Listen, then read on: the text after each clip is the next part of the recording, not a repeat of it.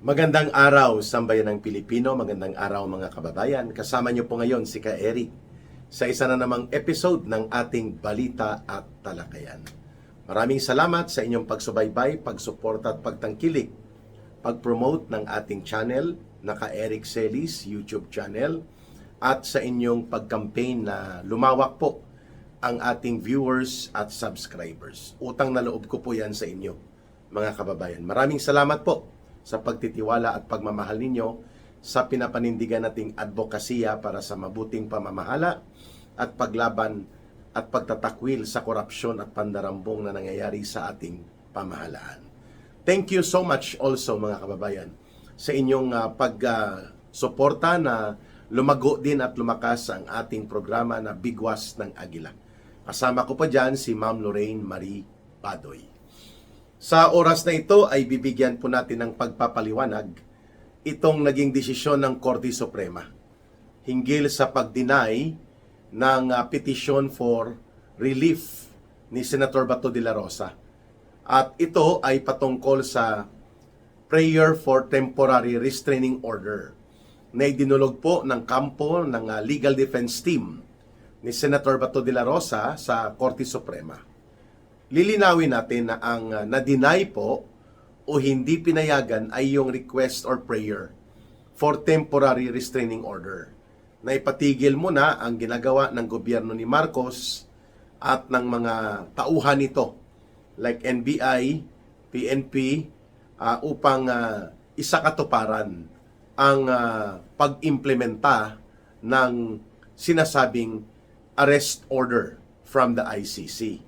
Yun lang pong ibinasura o tinanggihan ng Korte Suprema yung temporary restraining order as a preliminary relief ni Senator Bato de la Rosa para sana ay pwede siyang lumutang at mag-attend sa sesyon ng ating Senado. Subalit, yung main issue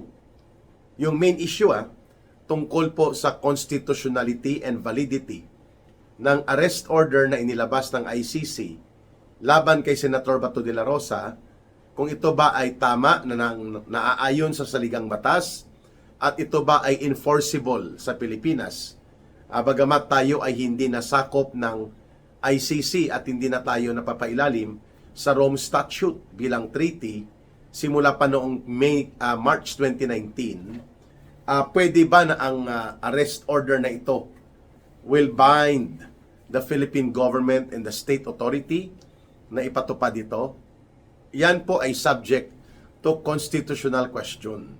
Hindi ba ito lumalabag doon sa probisyon ng ating saligang batas, lalo na po sa nakasaad sa Bill of Rights na dapat ang no one shall be deprived of life, liberty, and property without the due process of law.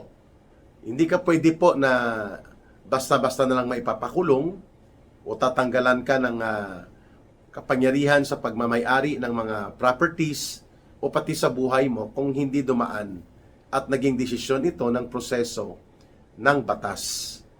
So may ICC arrest order naman ka, Eric. Hindi ba yan valid para ipakulong si Senator Bato de la Rosa? Hindi po. Ang international warrant of arrest na yan ay dapat dumaan sa scrutiny ng ating korte kung tumutugma ba ito at walang nilalabag sa probisyon ng ating saligang batas. Yan po ang main issue na hindi pa nadedesisyonan ng Korte Suprema. But it can take time. Yes, it can take years, months, or several weeks. Depende po sa magiging takbo ng mga paghahatol o proseso ng pagsasagawa ng desisyon ng Korte Suprema. Kay Pangulong Duterte nga, yung question kung valid ba ang isinagawang arrest order sa kanya, na marami ang nagsasabi it was an act equivalent to or tantamount to extraordinary rendition or extrajudicial rendition sa payak na pananalita, kidnapping or cross-border kidnapping. Until now, hindi pa po yan nare-resolba ng Korte Suprema, and a lot of lawyers have already expressed na kahit resolbahin pa yan ngayon ng Korte Suprema, too late the hero. Sapagkat hindi na i-release ng ICC si Pangulong Duterte dahil na-custody na nila ito. Dadaan ka na ngayon doon sa proseso, sa Chamber of Judges at sa proseso ng ICC. So magiging walang bisa at epekto po ang resolusyon at desisyon na gagawin ng Korte Suprema kahit pa ito ay magiging positibo in favor kay Pangulong Duterte sapagkat ang physical and actual custody of former President Duterte ay nandun na po sa ICC. Wala na po siya, hindi na siya malaya eh. So magiging moot and academic or theoretical na lang ang magiging desisyon ng Korte Suprema. Similarly, yan din po ang iniiwasan ni Senator Bato de la Rosa na siya ay magiging bahagi na lamang ng isang academic decision or academic discussion sakali mang pumabor ang Korte Suprema sa kanya at kay Pangulong Duterte na illegal at mali ang paggamit ng ICC arrest order laban kay Pangulong Duterte, ganun din po kay Senator Bato de la Rosa. Kung sakali pong nakuha, nadampot, nadukot, na ipatapon at naipakulong sa ICC detention facility si Senator Bato de la Rosa, whatever pending petition on the review for the constitutionality, validity, and enforceability of that kind of ICC arrest order against him will now become mooted. Wala na. Kasi nakuha na siya kung sakaling naging matagumpay ang Lusob Senado atake Bato na operations nila Matibag at nila Trillanes sa utos at kumpas ni Bongbong Marcos Jr. Eh hindi nagtagumpay. Nakapuslit at nakapag-sidestep si Senator Bato de la Rosa. And so therefore, may laban pa siya sa Korte Suprema. Yun nga lang, the arrest order can now be interpreted by Marcos and his minions like Matibag at itong kanilang impostor na sheriff ng ICC na si Trillanes na pwede nang ipatupad ng law enforcement authorities under Marcos like NBI, PNP, ang naturang arrest order laban kay Senator Bato de la Rosa dahil hindi nag-issue ng temporary restraining order or injunction ang Korte Suprema, hindi pinigilan ang paggagamit ng arrest order na ito while there is or there are pending issues and question of constitutionality at the Supreme Court. So habang nagkakaroon ng pag-uusap at pag-review ang Korte Suprema, mga hukom or mahistrado ng Korte Suprema, sa part ni Marcos Jr., gagamitin at ginagamit na niya ngayon sa kanyang propaganda para lumpuin ang majority numbers ng Senado na pinamumunuan nila Senator Alan Peter Cayetano by making it clear na ipapatupad nila by all means necessary ang arrest order na ito laban kay Senator Bato de la Rosa kahit may pending issue yan sa Korte Suprema dahil hindi nga nag-issue ng temporary restraining order or TRO ang Korte Suprema. That is the point. At yan po ay malinaw na ginawa ng tagapagtahol ni Marcos kahapon, itong si Aling Claire Marites Castro, ang kanyang barker sa Malacanang, na gagawin nila yon. Ang sinasabi ko ngayon na they are going to ride on in the denial by the Supreme Court of the TRO request of Senator Bato de la Rosa para lalo pang patindihin at lalo pang idiin ang pagpapaaresto di umano at pagpapatapon kay Senator Bato de la Rosa sa doon po sa ICC detention facility kasama doon kay Pangulong Rodrigo Duterte. Kaya naintindihan po natin kung bakit nagtatago at nag-sidestep, nag-low profile muna at pumuslit si Senator Bato de la Rosa sapagkat without the TRO granted supposedly by the Supreme Court in his favor, pwede nga itong sakyan ng gobyerno ni Marcos upang ipadukot siya, ipadampot na siya at ipatapon na siya papunta sa ICC facility sa pagkakakulong sa ICC. Kagaya ng nangyari noon kay Pangulong Duterte. Well, yung mga argumento na mayroon tayong specific law na Republic Act 9851, etc. Ito yung crimes against humanity and international humanitarian law na pwede daw kung hindi ma-prosecute dito sa Pilipinas, di umano ay pwede isurrender ng gobyerno natin sa International Tribunal ang nasasangkot sa naturang kaso. Number one, wala pong i-file na kaso na ganon laban kay Senator Bato de la Rosa, even kay Pangulong Duterte dito sa Pilipinas. So anong isusurrender natin? Number two, wala din pong treaty obligation ng Pilipinas sa ICC. Simula noong March 2019, naging valid na po ang withdrawal natin sa ICC. So anong treaty ang ating kasunduan na dapat sundin at dapat kilalanin ng ICC? Wala na. Third, mayroon tayong konstitusyon. Mayroon tayong mga korte, mayroon tayong legal system na hindi pa pwedeng panghimasukan ng isang banyaga o dayuhan na puwersa o dayuhan na organisasyon o dayuhang bansa. Kagaya po nitong ICC. Kung gusto ng ICC yan, nahabulin si Senator Bato de la Rosa, they have to respect and clear it out first to the government authorities. And that does not include only Marcos. Dapat kilalanin nila kung tumutugma at sumasang-ayon ba sa saligang batas ng Pilipinas at sa sistema ng ating pagpapatupad ng saligang batas ang naturang arrest order nila. Ang problema po, ginagamit na ito ni Marcos Jr. kahit na wala pa pong categorical declaration o pagbubuo ng hatol at pagpasya ang Korte Suprema, sapagkat nagiging instrument of persecution, naging gamit po sa panunupil, paninikil at pangbubulabog ni Marcos Jr. laban sa Duterte political camp ang ICC arrest orders na ito. The way they did it against the former President Rodrigo Duterte. Ayun. So, ulitin po ni Ka Eric, nagtatago, nagsa-sidestep, naglo-low profile, pumuslit si Senator Bato de la Rosa in the face of the Philippine court and authorities in the Philippines. Wala po siyang arrest order dito. Ang arrest order na yan ay subject to review and validation of the constitutional mandate and validity kung yan ba ay tumutugma at hindi lumalabag sa mga probisyon ng saligang batas ng Pilipinas. Pangalawa, ang Korte Suprema lang po ang magkakaroon ng kapangyarihan na i-interpret yan. Wala po, hindi si Marcos. Sapagkat yan ay banyaga, yan ay dayuhan na instrumento. Hindi po yan batas sa Pilipinas. Kaya hindi automatic po na ibibigay dapat ng Pilipinas kung matino at matuwid ang gobyerno ngayon sana ni Marcos, hindi sana nagkakaroon ng ganito na uri ng paninikil, panunupil at panggigipit sa mga tinatarget ng ICC na kinasabwat na rin ni Marcos itong ICC, kagaya ng layunin nila na lumpuin at paralisahin ang Duterte political camp.